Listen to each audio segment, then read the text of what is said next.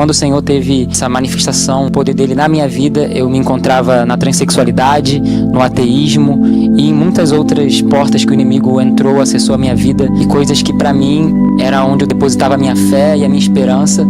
A manifestação do poder dele quebrou todas essas cadeias que me aprisionavam. Eu era ateu, eu não acreditava em nada espiritual. E o inimigo, ele não precisa que a gente acredite nele para que ele faça o trabalho dele nas nossas vidas. Quando ela chegou na minha casa, eu já estava desarmado ali e não foi palavras de persuasão humana, foi o próprio poder de Deus, porque eu me estremeci. Só dela entrar no ambiente, eu senti a presença de Deus e eu me estremeci. E eu até falei com a minha amiga, que estranho, o que aconteceu aqui com esse ambiente? Eu preciso ouvir um louvor, preciso ouvir alguma coisa. E fazia anos que eu não via louvor, nada, mas eu sentia a sede e a vontade de buscar a Deus, porque eu estava com medo do que estava acontecendo, e já era o agir de Deus na minha vida.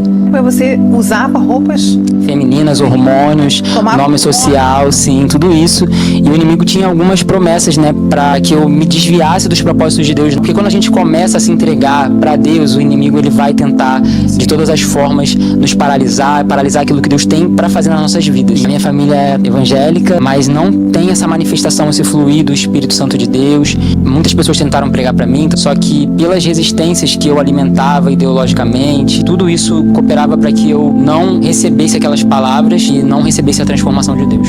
Eu demorei 1 ano para aceitar Jesus nesse período de ouvir a palavra e não querer largar o meu pecado, abrir mão da minha vida, e até que eu tive uma experiência com o Espírito Santo de Deus. O Senhor me fez através de uma visão como se eu tivesse conquistado o corpo que eu queria, como se eu tivesse conquistado tudo aquilo que eu achava que eu precisava para ser feliz, e eu não estava satisfeito, eu estava muito triste, eu chorava e eu pedia perdão. Eu acordei naquela madrugada orando e pedindo perdão ao Senhor, e na época a Sinara Cátia já não estava mais no Rio de Janeiro, ela estava em Brasília, e eu, arrependido ali, pedi perdão ao Senhor e estava disposto a entregar minha vida a Ele. Então eu liguei para ela, pedi ajuda, ela me ajudou em oração, e as propostas continuaram vindo, me ligando, e aí a gente precisa fechar o contrato nessa virada de ano. Eu tive que dar a minha resposta, eu tive que dar o meu não. Dei o não para o mundo, para as propostas do mundo, e o sim para Cristo.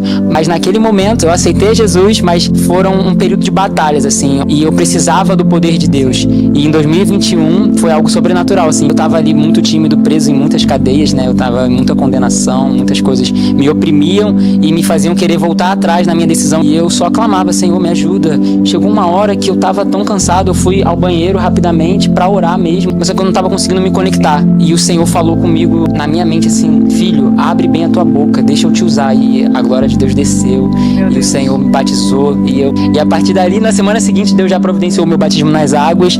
Foi assim, um destravar na minha vida. A partir daquele momento ali, muita coisa mudou. Ele me capacitou. Nesse dia em diante, eu nunca mais fui o mesmo.